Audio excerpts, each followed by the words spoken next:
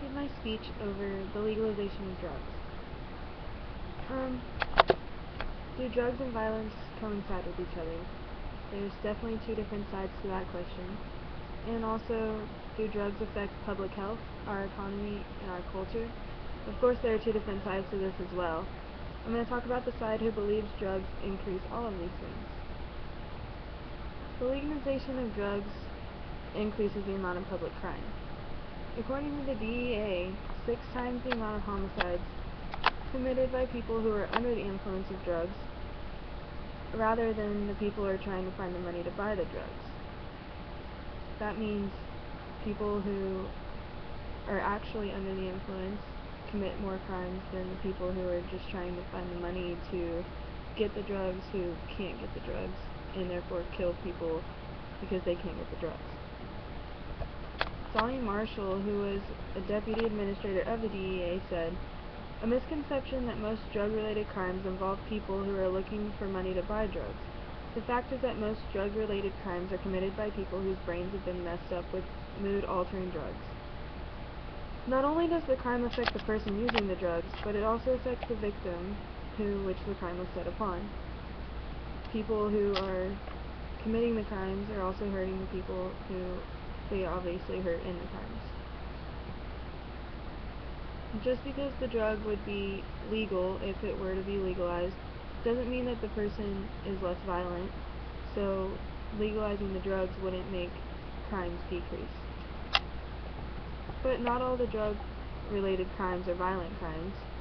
Shoplifting and breaking and entering are also affected by drug use. There's a steady increase in the percentage of crimes that are committed by people under the influence, and not just the violent crimes, but like breaking and entering and shoplifting. In shoplifting and in breaking and entering, the amount of people percentage who have committed the crimes who are not on drugs for shoplifting was 29%, and for breaking and entering was 6%. Those people who commit these crimes that are just using marijuana, or shoplifting, is 35%, and breaking and entering is 8%. But people who commit these crimes with being on marijuana or any other drug like that, shoplifting is at 56%, and breaking and entering is at 18%. There's definitely an increase in these crimes, and it goes to show that these drugs coincide with the crimes being committed. Drugs like these that are not legalized also can raise concerns with our public health. Drug use has declined tremendously since 1979, but the amount of drug-related doctor's visits has increased steadily since then. Drug use has decreased over the years, but the amount of emergency room visits and drug overdose occurrences has increased by a large amount. African Americans are 20 times more likely to be admitted to emergency rooms because of drug use. Why this is a true statistic, I do not know, but it also goes along with the crime statistic. Going along with the health concern, the marijuana that we use today, that people use today, is different than the marijuana that our parents used in decades before, like in the 60s and 70s. The potency in today's marijuana has doubled just between 1993 and 2008.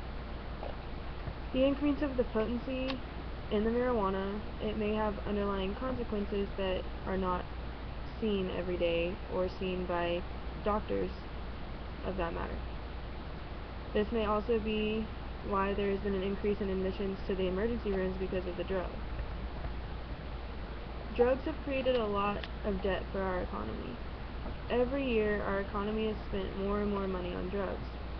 Not helping people buy the drugs, but because the government tries to help with the treatment plans, the law enforcement that goes with the drug use, and the prevention of people using these drugs and being committed of these crimes that go along with the drugs and the health concerns that go with these drugs.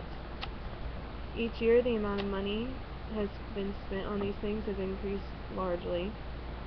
The fiscal debt for 2012 because of drugs was $24,000 $497.